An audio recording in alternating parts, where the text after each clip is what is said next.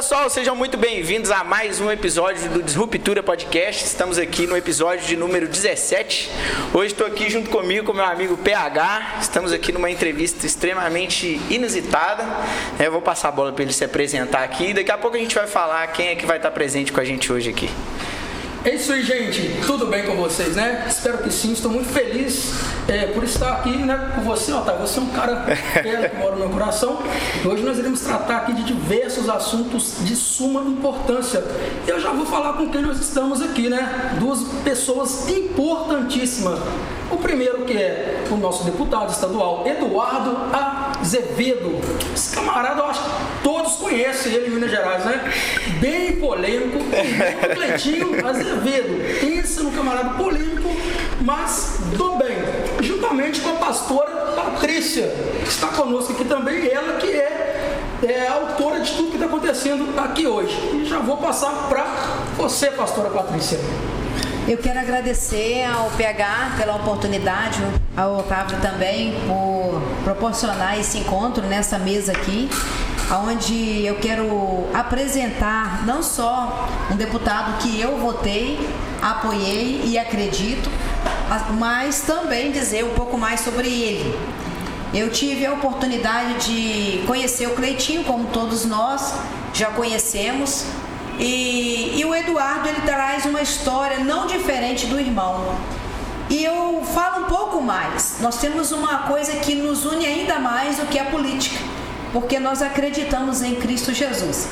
E por acreditar em Cristo Jesus, eu vejo nele não só a coragem, mas um grande desafio de trazer pautas que são polêmicas, mas necessárias para a mudança da população. E o conhecimento também da igualdade, porque só polêmica a gente traz uma pauta onde muitas vezes as pessoas nos criticam por ser religiosos, nos chamam até de que estamos com visões diferentes daquilo que se acredita. E na verdade Jesus, ele não deixou de ser polêmico. Ele foi o homem que mais idealizou a realidade e a verdade. Então, dentro da verdade, o Eduardo Azevedo, para mim como deputado estadual, ele não deixa dúvida no legado que ele traz de Cristo Jesus. Para mim, ele é um deputado que tem todo o reconhecimento parlamentar e também o conhecimento científico. Ele é um engenheiro civil, conhece da matéria, da estrutura, conhece da dificuldade de uma cidade, é um homem humilde, e essa diferença da humildade, Otávio, eu acho que nos traz a ter um bom representante parlamentar. Porque quando você encontra um homem que conhece de perto a dificuldade da população, ele valoriza e briga muito mais. Então, a briga que eu vejo no deputado estadual Eduardo Azevedo é por uma qualidade familiar e também do Brasil.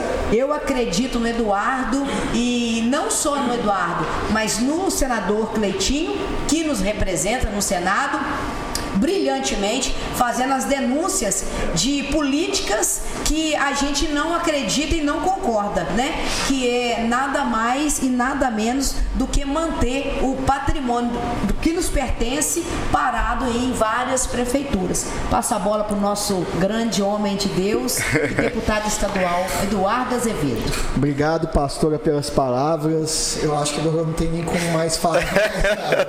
Fico muito feliz em saber que a gente é tão bem recebido aqui. Obrigado, Otávio, por nos dar a oportunidade aqui no podcast para juntos falarmos do nosso mandato, dos nossos valores, dos nossos princípios. Obrigado, PH, eu tenho certeza que vai ser um bate-papo muito descontraído. E obrigado a você que está nos acompanhando aí, acompanha o nosso trabalho, e tenha certeza que nós estamos aqui para poder lutar pelos valores familiares, pelos valores da vida, pela liberdade econômica, pela liberdade religiosa, por tudo isso. Conta sempre comigo e muito obrigado de coração. E eu estou aqui hoje, né, na cidade de Visconde Rio Branco, São Geraldo, Viçosa, em toda essa região, a convite da pastora Patrícia, para ser o deputado de vocês na Assembleia Legislativa. Em nome de Jesus.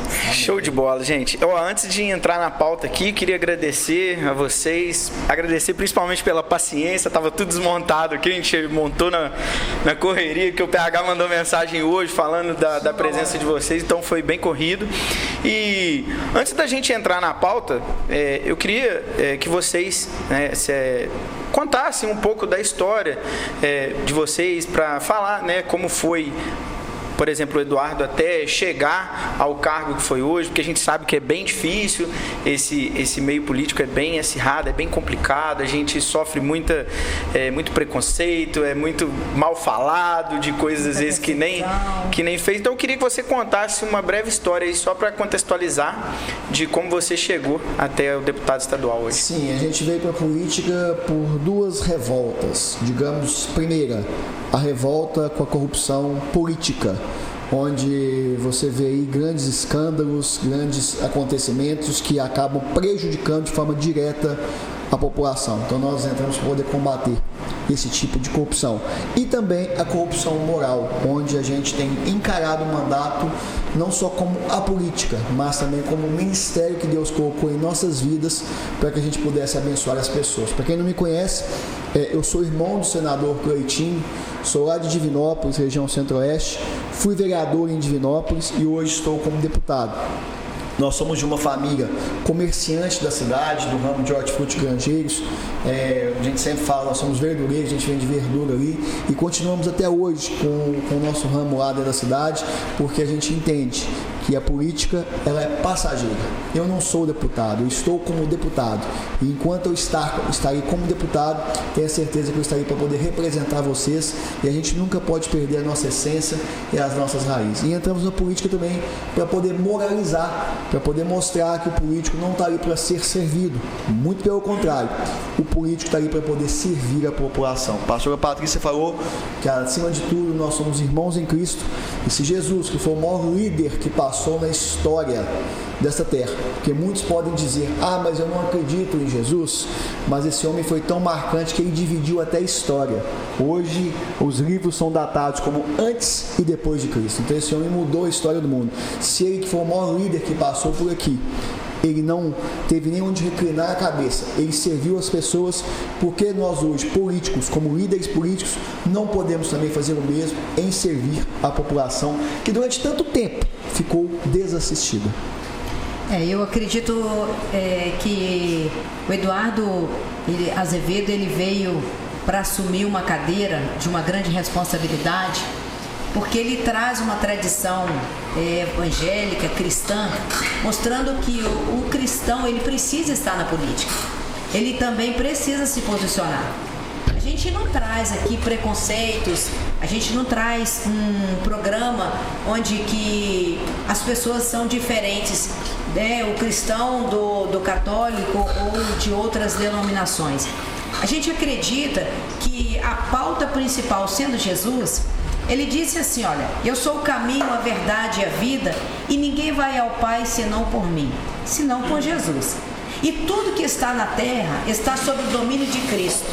Mas se nós que acreditamos naquilo que está escrito na Bíblia Sagrada, todos nós, tanto católico como evangélico, todos os cristãos, todos que acreditam em Cristo, se nós colocarmos em pauta que nós devemos servir, como o deputado disse aqui, que muitas regalias ele abre mão e ele poderia usurpar ou obter, como um parlamentar, alguns que vai ser falado aí pelo PH, ele abre mão porque ele prefere jogar esse dinheiro para benefício da população. Veja o que Jesus fez. Jesus, ele em momento nenhum, ele trocou a cruz dele, e em momento nenhum ele disse que ele deixaria o povo dele sozinho ou desamparado, mas ele disse assim que ele iria para o Pai, mas deixaria alguém, que é o amigo e companheiro nosso Consolador. Então Eduardo, ele, para mim, além de parlamentar, ele traz um consolo para a política, verdadeiramente. Eu posso dizer isso porque na política eu tenho famílias, parentes, amigos que já estão há muitos anos trabalhando nessa política, né, do Brasil, como vereadores, como prefeitos. Eu tenho parentes que já foram deputados, que deixaram de ser, mas um legado a gente precisa deixar. E eu vejo esse legado como um exemplo aí, a Marcha para Jesus, que nós pastores tínhamos uma grande dificuldade em implantar na nossa cidade. Por quê? Por questões de recurso, por questão de humanidade. A Marcha para Jesus não é um empoderio ou uma forma de se mostrar. É para que a população entenda que o maior homem que pisou nessa terra nos ensinou que nós devemos amar o nosso próximo. E eu digo sempre, vou repetir, que está no livro de Coríntios, Paulo escreve isso, o apóstolo Paulo: o amor nunca falha. E quando eu conheci o deputado Eduardo Azevedo no gabinete dele, através de um primo por nome de José Lopes Toledo, de Divinópolis, ele disse para mim: pastora Patrícia, eu faço questão que você esteja com um grande homem de Deus, que é o Eduardo. Ele é irmão do senador Cleitinho, mas ele tem um diferencial. E esse diferencial foi o que moveu meu coração. Esse diferencial chama-se igualdade. Ele é um homem igual a você. Ele quer representar Minas Gerais e tem feito essa representação, no meu ver, muito bem feita. Quando eu bati no gabinete dele e humildemente ele me recebeu. E sabe qual foi a proposta dele? Ele disse: pastor, eu vou para a sua cidade, eu quero conhecer a sua região, eu quero conhecer o seu povo. Então, nesse convite, ele está aqui conhecendo outras cidades, trazendo a humildade, porque é um homem humilde, e não a rivalidade. Essa é a diferença da política. O político verdadeiro, ele não traz uma rivalidade, ele traz o amor. E eu posso dizer para você, Otávio, você está diante de um homem humilde que não traz rivalidade, mas ele traz honestidade e algo diferente que marca, desafiador. É a honestidade que ele carrega como legado aí. Exatamente. Familiar. Muito bacana. Eu acompanho a história de vocês, são 3 irmãos, né? Isso. Você, Cleitinho e o Cleidson. Isso, eu acompanho bastante há bastante 4. tempo. Tem o Matheus também, mas o Matheus não tem perfil político. Não. Ah, tá. Bacana. Não, né? Então, galera, antes da gente entrar aqui na pauta, eu queria que você acrescentasse um pouco aí, PH, com relação aos projetos que você já viu aí, que nosso convidado Eduardo já colocou, que está disponível nas redes sociais, né, para o pessoal ver, só para a gente dar uma ênfase nisso. Eu vou pegar um gancho na palavra da pastora Patrícia, porque a Marcha para Jesus sabe que passou dificuldades com isso, e como ela, vários outros pastores que chegavam na prefeitura para pedir uma licença para poder fazer a marcha, aquela coisa toda, e por questões políticas, às vezes, eles eram impedidos de fazer. Tinha dificuldade de fazer a Marcha para Jesus, por questões políticas e outras coisas mais. Mas o Eduardo Azevedo, ele agora conseguiu aprovar, né, a Marcha para Jesus. Então, vai virar algo agora cultural, correto? Não vai ser algo mais que você vai precisar de... Vai ter obstáculos para conseguir fazer a Marcha para Jesus. Esse obstáculo foi rompido agora, porque agora é uma lei, cultural. E isso é uma coisa muito importante. Isso é um grande acréscimo, principalmente para a sociedade cristã, que é a maioria também, né? É algo muito bom para a pastora Patrícia, para todos os pastores e para nós também, né? Que gostamos também de estar presente ali na Marcha para Jesus. Então é isso. Com certeza. E a gente já entrando aqui na pauta, eu queria que vocês falassem um pouco, para quem é leigo, o que é a Marcha para Jesus? Vamos lá então. A Marcha para Jesus é um movimento, né, que na grande maioria das cidades ela é articulada, digamos assim, pelo Conselho de Pastores e até pelos pastores. E há muita boa vontade no empenho dos pastores em realizar a Marcha para Jesus. Só que, infelizmente, existia um impedimento no qual as prefeituras entendiam que não poderia receber recurso público o evento. Por quê? Porque tratava-se de um evento evangélico. Tá, beleza. Mas o que me mais causava revolta naquele exato momento é que a gente precisa ter a questão da liberdade, como eu disse. Nós precisamos defender a liberdade de expressão, e a liberdade religiosa. E eu sou defensor disso, que durante a pandemia, lá em Divinópolis, eu fui denunciado 3 vezes no Ministério Público. Sabe por quê? Por defender que as igrejas não tinham que ficar fechadas durante a pandemia. Por defender que o comércio não tinha que ficar fechado durante a pandemia. Que observando as normas da vigilância sanitária, as regras de saúde, eles poderiam funcionar de forma normal. Por quê? Porque a gente tem que defender a liberdade das pessoas. Então, se hoje existe recurso público para poder promover a parada LGBT, nada contra, cada um tem sua decisão, cada um faz o que quiser da sua vida. Tem recurso público para poder fazer o carnaval. Nós estamos falando agora de carnaval porque nós estamos no momento que está vivenciando o período do pré-carnaval. Mas, poxa, não tinha recurso público para poder fazer a marcha para Jesus? Um movimento que mostra a liberdade dos cristãos. Um movimento que mostra que os cristãos têm o direito de ir numa praça, ali durante o final de semana, promovido pela igreja, contratar uma banda, e ali fazer um show evangélico, gospel, e também ter uma pregação, uma mensagem ali, para poder trazer alívio ao coração das pessoas. Professar a fé, né? Isso, profissão de fé. Não tinha esse respaldo. O que nós fizemos? Nós entramos com um projeto de lei que torna a Marcha para Jesus patrimônio cultural e imaterial do Estado de Minas Gerais. Após a aprovação desse projeto, existe respaldo jurídico agora para que as prefeituras também, através da Secretaria Municipal de Cultura ou através de emenda parlamentar de deputados, possam realizar a Marcha para Jesus. Porque você vai realizar um evento desse, você precisa de alugar um palco, você precisa de alugar banheiros, você precisa ter brigadistas, você pode fazer digamos assim, segurança para a população, e por si só o Conselho de Pastor não conseguia fazer. Então agora existe sim respaldo jurídico, agora não tem como os prefeitos se esquivarem disso. Eu dou um exemplo disso muito claro que aconteceu o ano passado em Contagem. A prefeita lá do PT, né, a dona Marília Campos, que se diz ser o partido das minorias, mas não é o partido de interesse próprio, vetou o recurso para a Marcha para Jesus. Não deixou que a Marcha para Jesus acontecesse em Contagem. Em contrapartida aconteceu o movimento LGBT. Você entende que havia uma discriminação? Agora não. Mediante a aprovação desse projeto de lei, as prefeituras podem sim realizar o evento e tem até uma resolução, digamos assim, uma orientação do Tribunal de Contas do Estado, alegando sim que a Marcha para Jesus pode receber recurso público para que assim possa acontecer. Então, com isso, após a aprovação do projeto, a Marcha para Jesus se torna um movimento cultural, ganhando mais força em todo o Estado na defesa da liberdade e da fé cristã. Esse é um ponto muito importante, né, para as pessoas cobrar, né, dos prefeitos, da cidade onde mora, cobrar esse direito, né? Sim, com certeza. Porque se fica por conta do prefeito e tudo, às vezes o cara não quer, não vai divulgar que aquilo existe. Porque é que o deputado faz a lei, e agora quem executa a lei é quem? É o prefeito, é o executivo. Isso. Que tem a caneta na mão, que tem um recurso na mão para poder fazer.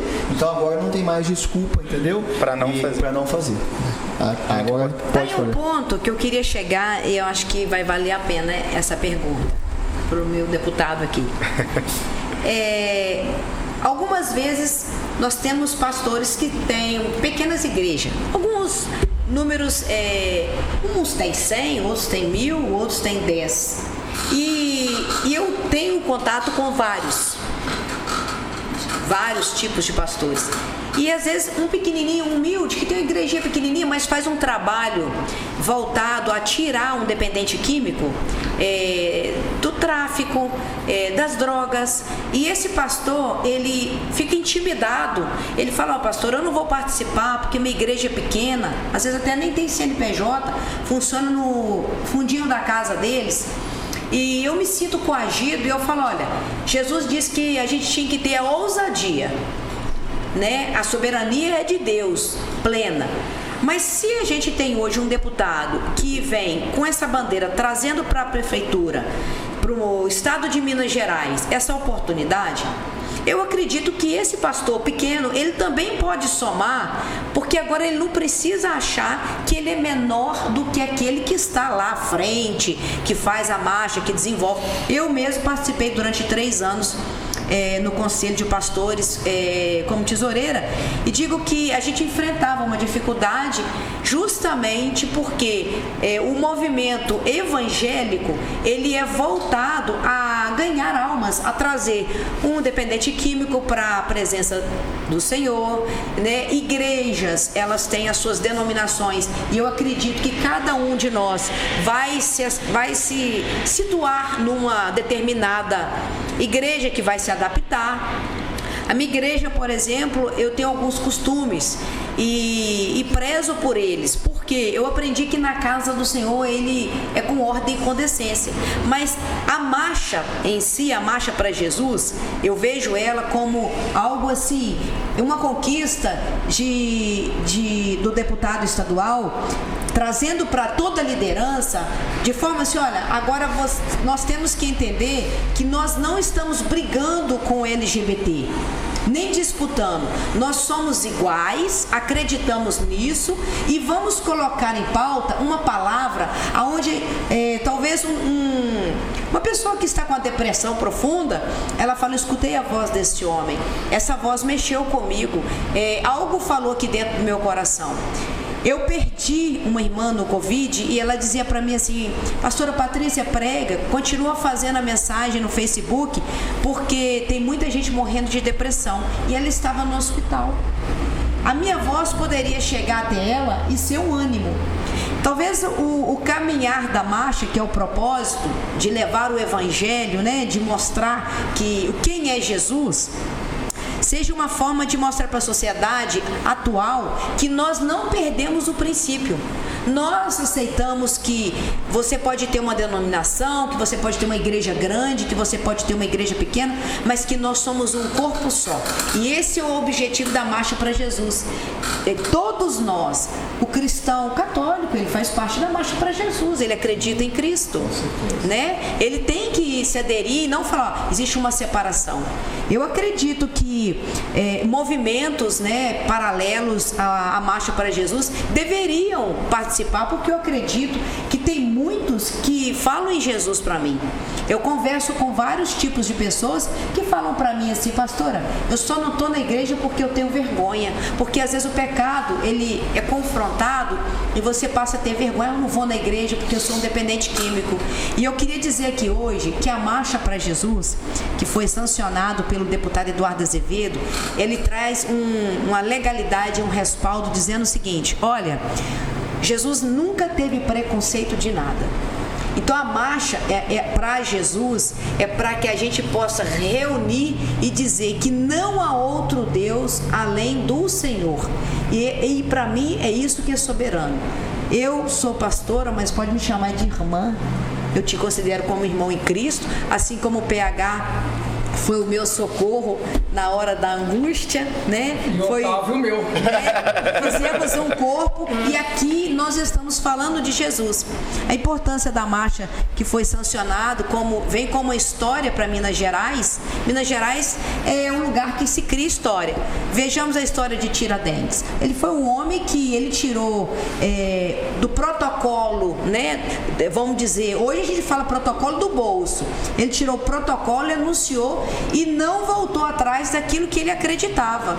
E o que nós acreditamos? Nós acreditamos que nós somos filhos de Deus e temos um objetivo de alcançar famílias, sendo ela católica, sendo ela evangélica, sendo, né, de todo o movimento que acredita em Cristo. Mas a gente respeita a Igreja Católica, né, os símbolos, nós respeitamos também aquilo que a Igreja Católica faz, por exemplo, o crucifixo, uma imagem. Nós não levamos a Marcha para Jesus como um desrespeito. Nós respeitamos e queremos que a sociedade entenda que a Marcha para Jesus é para o Criador, é para o Filho da Irmã Maria, Maria que gerou Jesus. Eu queria falar um pouco de Maria, pedindo a vocês um pouquinho mais de paciência, porque às vezes eles falam assim, olha, você é evangélica e eu não gosto da sua crença, nem da sua fé, porque você tira a imagem de Maria do centro da história. Não. Maria, ela disse que estava numa festa e lá tinha água que o povo lavava as mãos. E acabou o vinho. Nesse momento, Maria, ela vai até os copeiros e fala para ele que Jesus foi informado que tinha acabado o vinho, o bom vinho da festa, do casamento. E aí, Jesus, ele vai falar com o Pai. Pai, se for da sua vontade, que ele transformasse a água em vinho. Então, nós que somos evangélicos, nós queremos que todos conheçam Jesus. E a marcha para Jesus é que toda a sociedade entenda que nós não estamos fazendo separação de pessoa. Todos precisam ir para a marcha para Jesus, caminhar como Jesus fez. Ele transformou água em vinho e Maria disse assim, olha, fazei conforme Jesus manda. O que Jesus nos ordena? Que nós vamos caminhar conforme ele caminhou. Eu entendo que nós temos aí alguns paradigmas que bate com a nossa fé. E a gente fica triste porque o cristão, ele não veio para trazer uma discórdia. Ele veio para trazer o amor. E o amor nunca falha. Não é isso aí, Eduardo? Com certeza. Exatamente. Tem alguma coisa para a gente agregar aí? Tem. Agora eu vou sair um pouco do assunto, mas eu tenho uma pergunta bem polêmica para fazer para o deputado aqui. Eu sou o PH, eu sou polêmico aqui na cidade e ele é polêmico no estado. Eu pergunto tipo assim, eu andei pesquisando sobre o deputado, falei, não, ele deve ser um milionário, um multimilionário, um bilionário, um empresário, porque eu queria saber, deputado, onde você estava com a cabeça quando você recusou auxílio moradia, recusou também aluguel de carro, passagem aérea, diária de hotel e também o fundão que nós como sociedade, pelo menos eu, estou acostumado a ver a regalia com a máquina pública. O camarada pode puxar, ele vai puxar mesmo ali um pouco mais. E agora eu vejo um deputado que abriu mão disso tudo, eu falei, opa, onde você está com a cabeça? Como você lida com isso? Por que dessa decisão? Como foi? O que te incentivou a fazer isso? Isso é diferente, né? Vamos lá, qual que é a função do político? Melhorar a sociedade na qual ele está inserido. Tornar a vida das pessoas menos sofridas. Quando você dá uma volta em hospitais, igual a gente roda muito hospital, quando você dá uma volta em postos de saúde, em pronto atendimento, em clínicas, policlínicas, você vê mazelas da população. Quando você percorre as rodovias de Minas Gerais, você vê estradas sucateadas, uma péssima malha rodoviária. Quando você vai dentro de escolas, você vê crianças que vão ali na escola única e exclusivamente para poder ter uma refeição que ela não tem em casa. Não tem sequer uniforme escolar. Então são questões que você precisa vivenciar. Então eu acho muito incoerente eu, como político, usurpar do dinheiro público. Esse ano, por exemplo, vão ser colocados 5 bilhões de fundo eleitoral para político fazer campanha com o seu dinheiro. Nossa. Dinheiro que você luta, que você trabalha para poder pagar imposto. Minas Gerais tem uma das maiores cargas tributárias do país. A carga tributária do Brasil, ela sufoca o contribuinte. E tudo isso para manter regalia de político, para poder manter auxílio moradia. O auxílio moradia subiu na Assembleia 80%. Era em torno de 5 mil reais, foi para quase 8 mil reais. Eu não utilizei um centavo de auxílio moradia, por quê? Porque tem pessoas que não têm onde morar. Tem pessoas que estão morando debaixo da ponte. Quando muito tem condição de morar, pagam aluguéis caros. Eu estava observando aí a matéria, o aluguel subiu quase 30%. Então é incoerente, o político já ganha o necessário para poder pagar o seu aluguel. Eu não vou pegar o auxílio moradia para poder fazer isso. Jamais, sendo que tem uma população que está sofrendo. Eu não vou usar o fundo eleitoral, porque esse fundo eleitoral poderia ser revertido para reestruturar a saúde do país, para construir mais UPAs, para construir mais postos de saúde, ou até mesmo mais hospitais, e permitir que pessoas não tenham a sua vida terminada simplesmente por estar na fila do SUS esperando por alguma cirurgia. Eu não vou pegar porque é dinheiro do povo. Eu não vou pegar esse dinheiro porque poderia ser investido em infraestrutura, para dar melhor condição de tráfego para os motoristas de caminhão, que tanto sofrem com essas estradas, ficam longe da família. Um desafio, porque o nosso maior escoamento de carga é o rodoviário. Eu não vou pegar esse dinheiro porque eu tenho a consciência que tem crianças que precisam da merenda escolar. Tem crianças que não têm o que comer em casa. Então eu não vou pegar esse dinheiro não. Por quê? Esse dinheiro precisa ser revertido para a população. Ah, Eduardo, mas só você faz isso? São poucos que fazem isso.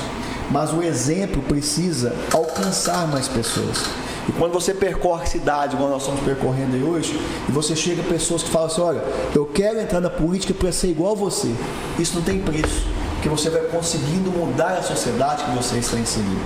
Você pode ver aí, ó, no nosso primeiro ano de mandato, nós economizamos quase R$1 milhão através dessas regalias que nós abrimos mão.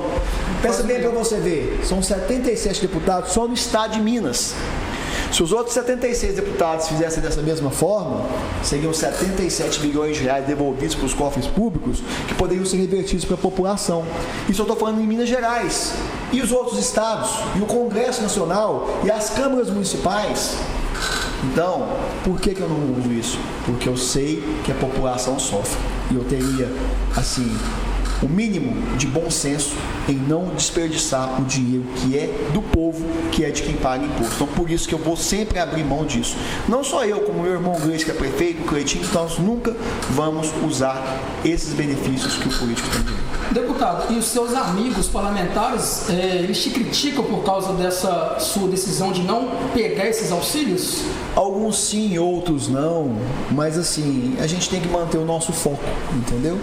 E esse foco ele vai ser mantido enquanto a gente estiver na vida pública. Alguns falam assim, besteira, isso não vai acrescentar nada na sua vida, não sei o que, você podia estar usando esse dinheiro? Podia sim, é um direito meu, mas eu decidi moralmente, pela moral de não querer usar. A gente viu também que ele votou contra o aumento do salário do governador. Votei contra e voto contra até o aumento do meu salário. Pode gravar o vídeo e me cobrar. Qualquer projeto que pautar na Assembleia, que seja para poder aumentar imposto, votei contra. Recentemente, agora o ano passado, também o governador pautou um projeto para poder aumentar o ICM no Estado. Eu votei contra. Sabe por quê? Porque se você quer um Estado próspero, um Estado que produza, que gere emprego, que gere renda, que é sinônimo de prosperidade financeira, você tem que diminuir a carga tributária. Porque quando você diminui a carga tributária, você traz mais investimentos para o Estado. A gente percorre o Estado e vê pessoas, empresários, assim, eu estou saindo de Minas Gerais, porque em Minas Gerais a carga tributária não dá para mim. Estou indo para o Espírito Santo, estou indo para São Paulo. Então não é assim, votei contra. E voto contra também o meu aumento de salário. Não tem que aumentar mais nada na política não, muito pelo contrário, tem que diminuir. Sou a favor da reforma política, diminuir cargo político, diminuir tudo isso. Então votei contra e sempre vou votar contra todo e qualquer tipo de aumento de salário para político e qualquer tipo de regalia que paute aí na Assembleia. E isso é muito bom para a gente, para empresário, porque eu sou empresário no ramo da suplementação, tenho a PH Nutrition. Quando a gente pega uma nota que o produto vem de outro estado, você vê só de imposto. É um absurdo. Você fala, não é possível que eu estou pagando. Aí imposto sobre frete, sobre os produtos Minas Gerais, o imposto já é altíssimo. Se sobe ainda mais, fica difícil para você passar para o consumidor final. Entende? É difícil pagar imposto, né? É muito difícil. Eu estou te falando que eu também sou pagador de imposto. E sabe por que você paga esse imposto? Para manter regalia de político. Tá vendo que a gente tem que cortar as regalias? Porque se você corta a regalia, se você enxuga o Estado, você torna o Estado mais eficiente para quem está lá na ponta, que são vocês, que são os empresários, que são os comerciantes, que estão gerando emprego, renda e imposto para a nação. Porque a riqueza do Brasil, ela não vem do poder público, não. A iniciativa pública, ela não gera riqueza, não. Muito pelo contrário, ela só consome. A riqueza de um país, ela vem da iniciativa privada. Não, eu como contador aqui, eu falo isso, que a gente apura os impostos dos nossos clientes. É de olhar para aquilo, eu choro para ele. É absurdo, né? De ver cada guia que a gente entrega para o nosso cliente. Para poder manter regalia de político, você acabou de falar aí, viagem, passagem de viagem aérea, auxílio moradia, hotel, alimentação, tudo isso aí para poder manter regalia de político. Verdade. E Falar de imposto a gente ia render muito tempo aqui. Só de imposto. Vamos entrar aqui então em uma outra parte da pauta que a gente colocou aqui, que é sobre segurança pública, que é um tema de extrema importância para qualquer pessoa que venha a estar aí no nosso estado, o estado de Minas Gerais, um estado muito grande, um estado muito bonito, né? Um estado de muitas culturas. E de que maneira você enxerga a situação da segurança pública no nosso estado hoje? Segurança pública é completamente essencial. Sem dúvida alguma, eu quero até deixar aqui o meu respeito a todos os profissionais de segurança pública do nosso estado, Polícia Militar, Polícia Civil, Polícia Penal, Corpo de Bombeiros, Polícia Federal, Polícia Rodoviária Federal, que embora as duas últimas que eu falei sejam de autarquia federal, elas estão dentro do estado contribuindo para a segurança pública. Você pergunta para a população, não tem nada melhor, Otávio, quando a população sai às ruas, vai até o supermercado, vai até o shopping, vai até a praça mesmo e tem aquela sensação de segurança pública, aquela sensação de poder sair ali e não ser roubado, não ser assaltado. É óbvio que isso em determinado momento vai acontecer, porque a criminalidade sobe cada vez mais. Mas então por que eu te disse que a questão da segurança pública é primordial? É valorizar o profissional de segurança pública. Minas Gerais hoje tem o título de ser um dos estados mais seguros, se não for o estado mais seguro do país. Até quem usa esse jargão é o nosso próprio governador. Só que não adianta a gente utilizar esse jargão, igual eu viabilizo viaturas, equipamentos para as polícias, para o corpo de bombeiro, enfim, ambulâncias. Não adianta você só reestruturar fisicamente os batalhões, as delegacias, as viaturas. Não, você tem que valorizar o profissional. Como que você valoriza o profissional? Cobrando do governo que possa abrir mais concursos na área. Vai ter concurso da PM esse ano, agora 2024, vai ter concurso da Polícia Civil. Por quê? Porque isso vai abrir mais espaço para que o efetivo não trabalhe sobrecarregado. Porque a gente está falando com pessoas, são seres humanos. Os policiais são seres humanos igual nós mesmos. E eu sempre falo, por que você defende tantos policiais? Porque eles são profissionais, que eles vão sair para poder trabalhar e não sabem se vão voltar para casa. Nós vimos um episódio recentemente aí, do Sargento Dias. Você entende? Eles estão defendendo a nossa vida com a própria vida deles. Então, além de trabalhar para poder reestruturá-los, para que eles possam trabalhar e também dar condição de efetividade através da cobrança de concursos que o governo faz e também cobrar que o governo possa contratar os excedentes que estão aí aguardando de todas as autarquias, eu também valorizo o profissional de segurança pública. Eu faço parte da Comissão de Segurança Pública da Assembleia. E desde o nosso primeiro dia de mandato, nós temos lutado e cobrado insistentemente do governador a recomposição salarial de todas as forças de segurança pública do Estado. Infelizmente, por 2 vezes no ano passado, nós tentamos fazer uma emenda a projeto de lei. Uma foi até quando o governador pediu um aumento do seu salário. Nós fomos e colocamos uma emenda também para poder recompor o salário de segurança pública. Foi rejeitada. E outra quando foi feito o reajuste dos profissionais de educação, dos professores, que eu votei favorável também, voto sempre favorável. Nós também colocamos uma emenda para que pudesse ter sido repassado o mesmo índice para a segurança pública, mas infelizmente foi reprovado. Por 2 vezes nós tentamos fazer essa recomposição via legislação da Assembleia, autorizando o governo, porque a Assembleia não faz reajuste de salário de servidor público, ela só autoriza o governo. Quem faz isso é o governo. Mas nós vamos continuar aqui agora em 2024, insistindo para que o governo possa ter esse olhar sensível pela valorização de todos os profissionais da segurança pública. Então, segurança pública para mim é importante, mas acima de tudo, para que ela seja importante e eficaz, nós temos que valorizar o profissional da segurança pública. É muito importante mesmo. A gente tem um amigo em comum que é da efetivo da Polícia Militar e a gente sabe a pilha que é ele nos dias que não está de trabalho, quando vai em algum lugar, o cara fica, tem essa pilha, a gente sabe como que é o estresse, né, desse trabalho, ainda mais nos dias de hoje, a gente vê tanta violência, né, o caso que o Eduardo citou lá, que aconteceu com o sargento lá, que foi uma fatalidade que eu acho que chocou o país inteiro, né?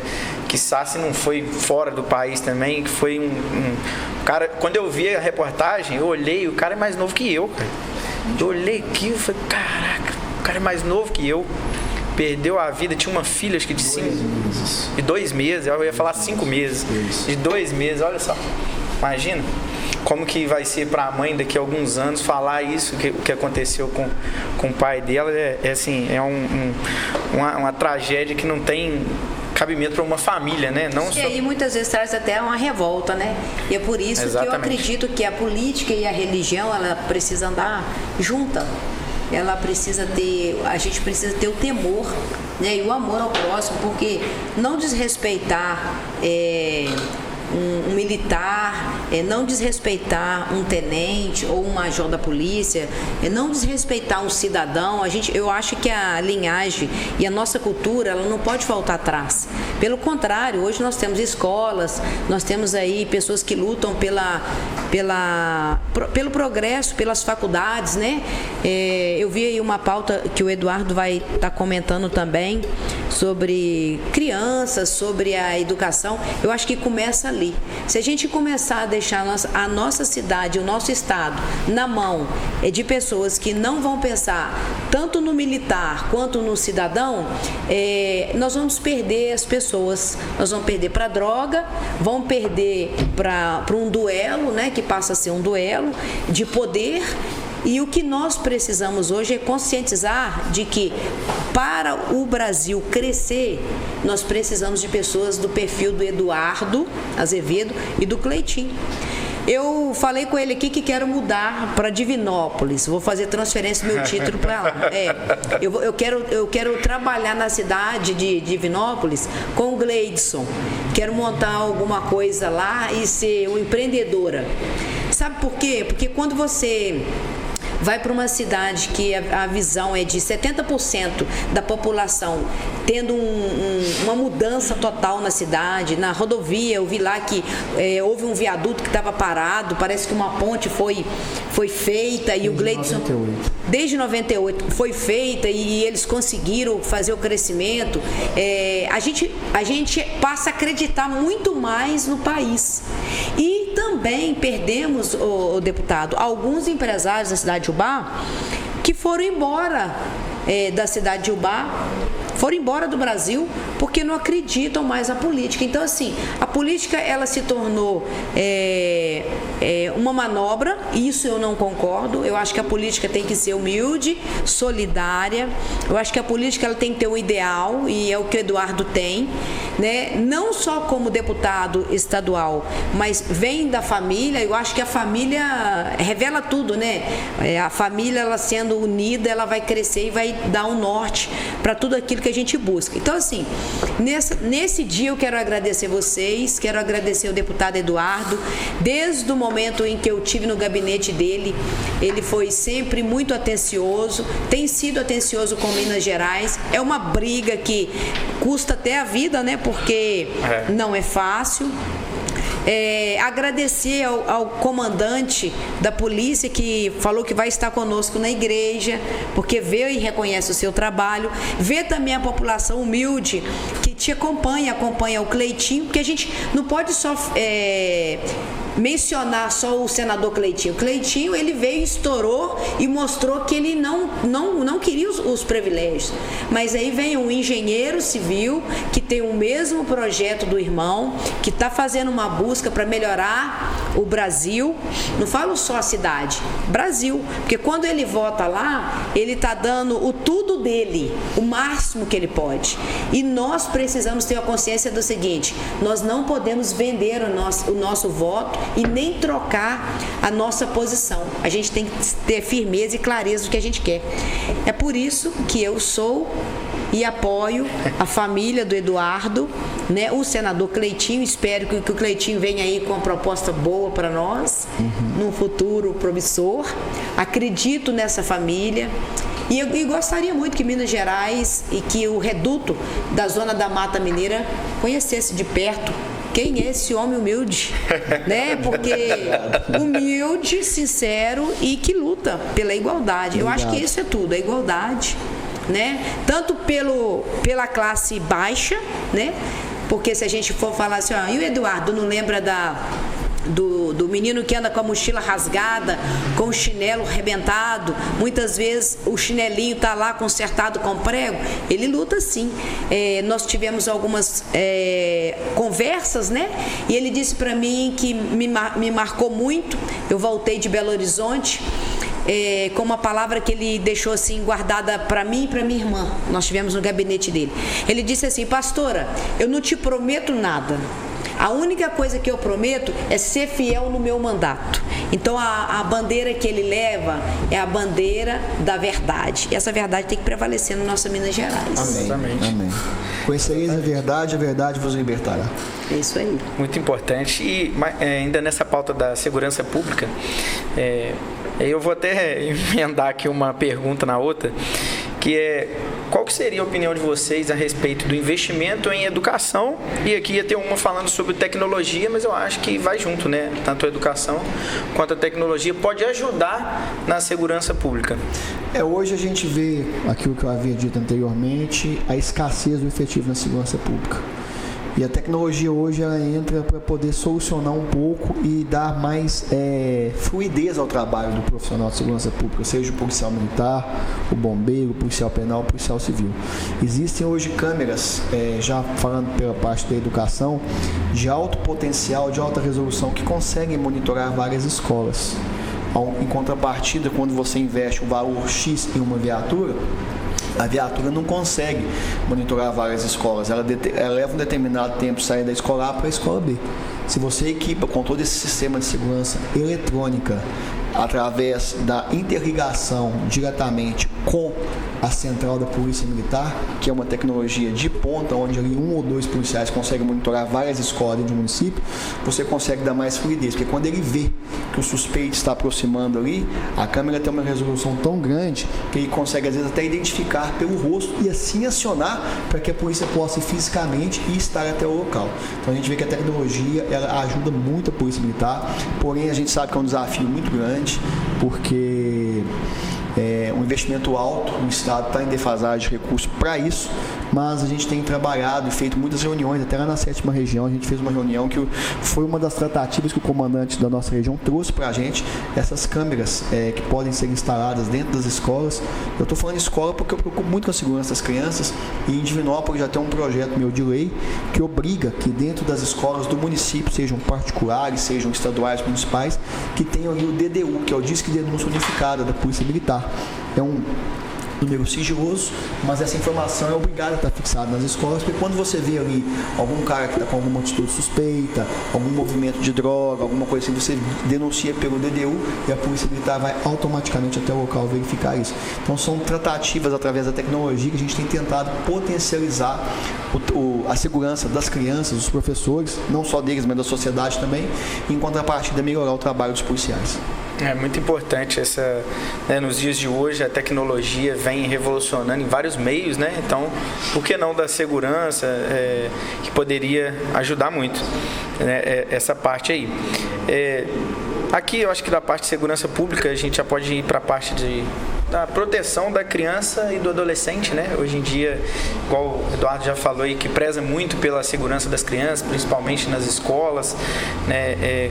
Quais medidas você considera que sejam essenciais para garantir a proteção efetiva das crianças e dos adolescentes no nosso estado? Essa que eu acabei de falar, através da implementação das câmeras de segurança nas escolas, são câmeras inteligentes, não são câmeras comuns, é uma grande medida e um grande avanço. Porém, ainda estamos caminhando em passos mais lentos e trabalhando para que isso possa alcançar uma proporção cada vez maior. O que eu fiz como deputado no primeiro ano de mandato foi o seguinte: existem hoje no Estado, no Brasil, no nosso Código Penal, no nosso Código Criminal, vários tipos de crime. Existe crime de assédio sexual, crime de assalto, latrocínio, enfim, vários tipos de crimes. E esses crimes chegam dentro da delegacia para que o delegado possa investigar, montar um inquérito.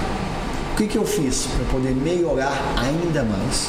Eu, como deputado estadual, eu não posso legislar em matéria penal, porque se fosse, eu poderia, era a minha vontade, colocar um criminoso que comete um crime contra a criança, contra o adolescente, principalmente através da dignidade sexual da criança ou adolescente, eu queria colocar um cara desse atrás das grades para ele poder mofar na cadeia, para eu apodrecer ele, mas eu não posso, eu sou deputado estadual. Então eu achei um caminho que eu pudesse dar prioridade na investigação dentro do Estado de crimes contra a criança e o adolescente. E foi aprovado agora em dezembro, meu segundo projeto de lei. O primeiro projeto de lei foi a Marcha para Jesus, e o segundo projeto de lei, graças a Deus, já aprovado e sancionado pelo governador, já é lei no Estado, é que todo crime contra a criança, contra o adolescente no Estado de Minas Gerais, que chegar nas delegacias das cidades, terá prioridade na investigação. O que é isso? O delegado vai passar a investigação desse crime na frente dos outros crimes e automaticamente levar para o judiciário, para que o judiciário possa determinar a prisão desse vagabundo o mais rápido possível. Graças a Deus foi uma medida assim que eu louvo e agradeço a Deus por essa atitude, que foi um marco do nosso mandato nesse primeiro ano, onde a gente conseguiu aprovar um projeto de lei que prioriza no Estado a investigação contra a criança e o adolescente. Muito importante. Essa eu nem sabia. Muito bacana. É muito importante quando chega, né, numa delegacia, tu ter essa prioridade mesmo para resolver. Porque eu conversando com o promotor da comarca de Divinópolis, Dr. Cazé, até muitos o conhecem aqui, não só em Divinópolis, mas no estado de Minas Gerais inteiro, porque ele é um grande defensor contra a pedofilia, ele percorre o estado todo. Ele falou: deputado, seu projeto foi um ganho muito grande para o estado, porque eu sou promotor há mais de 20 anos, ele está quase aposentando já, e ele falou que já viu crimes chegar na delegacia contra criança e adolescente e o delegado simplesmente pegar e engavetar, passar o tempo, o crime prescreveu, não dá nada pro cara, o cara continua praticando só dos seus atos criminosos e a criança e o adolescente que foi ali violentado sexualmente vai carregar traumas que nunca mais vão ser reparados na vida dela. Entende? Não só para ela, para toda a família. Né? E detalhe, o meu projeto, ele além de priorizar a investigação, ele vai avisar a família da vítima como está sendo o andamento de tudo isso até que o criminoso. A gente colocou também lá dentro de uma cláusula que a família vai sendo informada sobre o que você falou. Não agride não é só a criança, agride toda uma família toda. Então eu acho assim, foi um ganho muito grande. Que eu pergunto para vocês, especialmente para a turma aí, né, que se diz que defende as minorias, que defende os vulneráveis, existe uma classe mais vulnerável que precisa de total atenção do poder público do que a criança ou adolescente? A ingenuidade, a pureza delas é tão subliminar a pureza de uma criança que o próprio Jesus chegou a comparar a pureza da criança como a nossa garantia de entrar no reino do céu. Em um determinado momento ele disse: se nós queremos entrar no reino de Deus, nós precisamos nos tornar puro como a criança. E eu vou sempre lutar por essa pureza, por essa ingenuidade, para que a nossa criança possa ser criança em todos os aspectos da sua vida. Então foi um projeto muito importante que nós fizemos aí para o Estado. Não, com certeza, de uma suma importância que... Né, já é lei, tá? Não é só projeto não, porque além dos projetos, existem alguns que são projetos de lei que estão tramitando e assim já foi aprovado, já é lei. Bacana. Então já está valendo no nosso município. No estado inteiro. Muito importante, muito bacana. Aqui a gente já finalizando aqui a pauta, né, que a gente tinha colocado aqui, se tem alguma coisa que você acha que a gente pode compartilhar com a comunidade, para a comunidade, independente de projeto, independente da polícia, independente de segurança, para trazer mais segurança para as crianças e para os adolescentes, sejam nas ruas em casa. A participação popular é muito importante. De repente, estou falando para vocês, alguém que já conhece, tem alguma ideia de algum projeto que possa ser benéfico, pode trazer para a gente. A gente vai sentar, vai analisar com o nosso jurídico. Se o projeto tiver respaldo técnico, tiver constitucionalidade, que eu agarro na palavra, se é um projeto constitucional, nós vamos apresentar na Assembleia, entendeu? Então a sua participação é muito importante. Pode interagir com a gente através do nosso Instagram, que é o @EduardoAzevedoMG. Segue a gente, acompanha nossos projetos. Eu acho que a participação popular é muito importante nesse assunto, entendeu? E denunciar também quando vê qualquer tipo de suspeita, qualquer coisa assim. Às vezes a população fica meio assim, com medo de ser identificada, de acontecer alguma retaliação. Existe o DDU, que é o Disque de Denúncia Unificado da Polícia Militar. Ele é sigiloso. Pesquisa para você ver qual que é o DDU da Polícia Militar, que por lá você faz essa denúncia e vai ajudar muita gente a ir para cima dos criminosos. É muito importante. Vou passar a palavra aqui para o nosso amigo PH. Tem alguma pergunta aí? Tem algo aqui, uma causa que eu achei muito importante, interessante também, sobre educação financeira nas escolas. Sim. Né? isso como está, em que pé que isso está agora? É um projeto de lei, está tramitando na Assembleia, não foi aprovado ainda, mas é um projeto de lei que a gente colocou para que as escolas do Estado possam oferecer na sua grade curricular a educação financeira. Eu acho que a educação financeira faz a diferença na vida de todas as 100%. pessoas. Só que a gente tem que deixar bem ciente aqui que é um projeto que ele tem que ser aplicado no contraturno, porque o deputado estadual ele não pode mudar a grade curricular. A grade curricular é dentro do Ministério da Educação e Cultura, ela é nacional. Ou seja, então para aquelas escolas que têm um contraturno, aí sim você pode incluir esse projeto dentro da grade curricular. O que é o contraturno? É escolas que têm um turno de manhã e à tarde, o aluno estuda em tempo integral. Então no contraturno você pode oferecer essa disciplina. Muito importante, eu tenho um trabalho, né? Eu faço um trabalho voltado para isso, né? Então a gente vê que faz total diferença. Com certeza. É aquilo, eu vi uma frase uma vez que fala que você pode deixar de lidar com tudo na vida, menos com dinheiro. Não tem como deixar de lidar com dinheiro. Até porque quando a gente aprende a administrar um pouquinho que tem, a gente não se vende. E eu acredito muito que o nosso caráter, ele vem, nós que trabalhamos num lugar que mexíamos com dinheiro, né?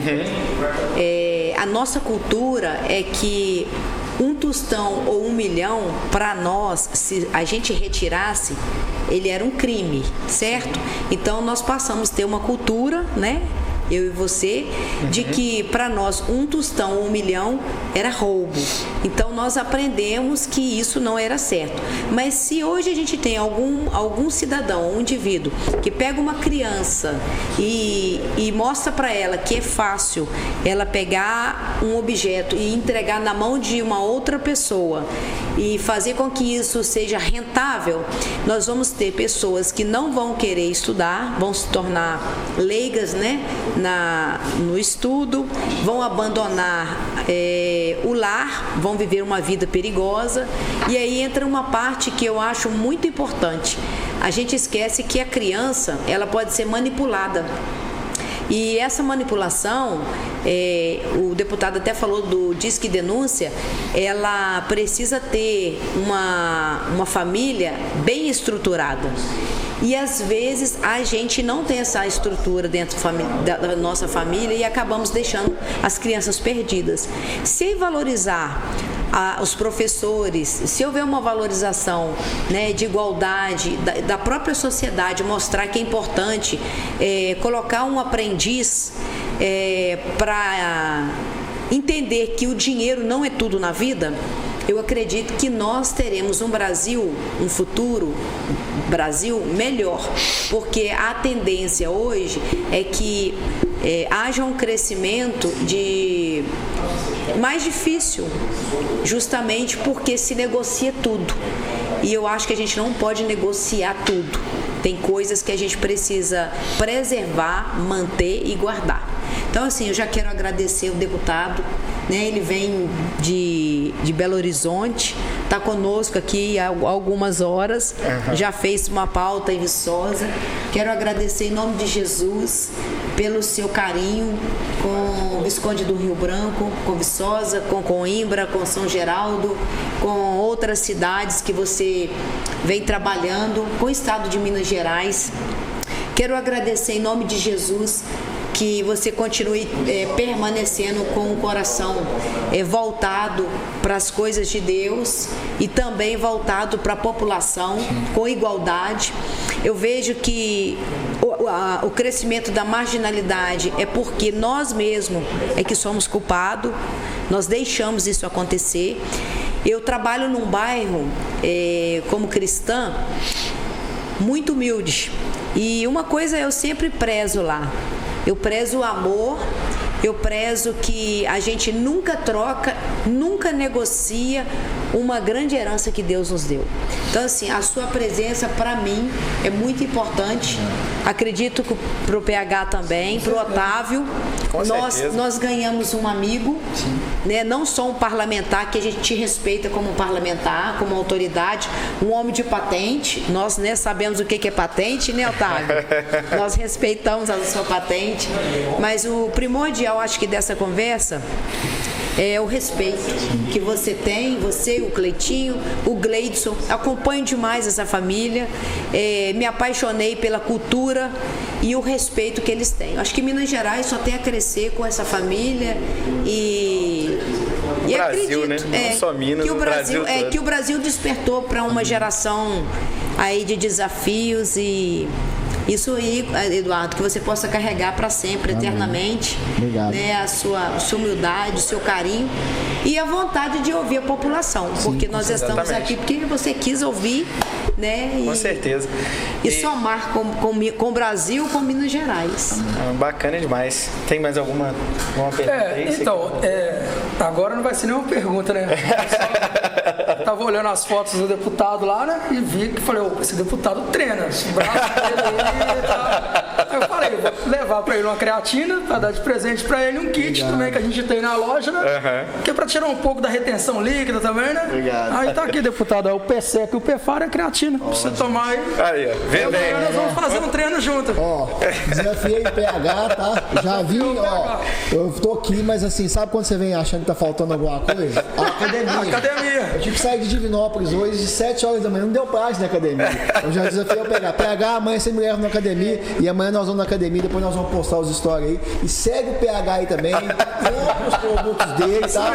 Vai tá aí, porque é muito bom mesmo. E vamos pra cima. Ô, gente, de todo coração, quero agradecer a oportunidade, Otávio, PH, Pastor e toda a população aqui da região da Zona da Mata, por terem aberto as portas para nós. Eu me sinto em casa. E contem comigo, contem com o Cleitinho para representá-los a nível estadual e a nível federal. Eu vou deixar um recado muito importante para vocês aqui. O sistema é podre, o sistema é corrupto. E pode ser que a gente nunca consiga quebrar o sistema, mas nós sempre vamos combater o sistema e o sistema nunca vai nos corromper. Porque princípios e valores são inegociáveis. Tenha certeza, população, nós nunca vamos decepcionar vocês. Um abraço, fiquem todos com Deus, acompanhem o nosso trabalho nas redes sociais, @EduardoAzevedoMG, e não esquece o PH também, não. Esse é o nosso deputado, né, PH? Esse é o nosso deputado estadual. Quem sabe o governador de Minas? Fica a dica aí, hein? Só depende dele. Nossa parte já é. Show de bola, gente. Queria agradecer aqui o PH pela oportunidade. Me mandou mensagem hoje, a gente correu para conseguir fazer essa participação aqui. Agradecer a pastora Patrícia, dizer que é um prazer estar aqui com você. E agradecer também, Eduardo, pelo prazer em te conhecer, em ver o seu trabalho que eu acompanho já pelas redes sociais, sua, dos seus irmãos. Então, é muito importante até pra gente. E um grande abraço e mais uma vez, mais um episódio entregue aí. E muito obrigado.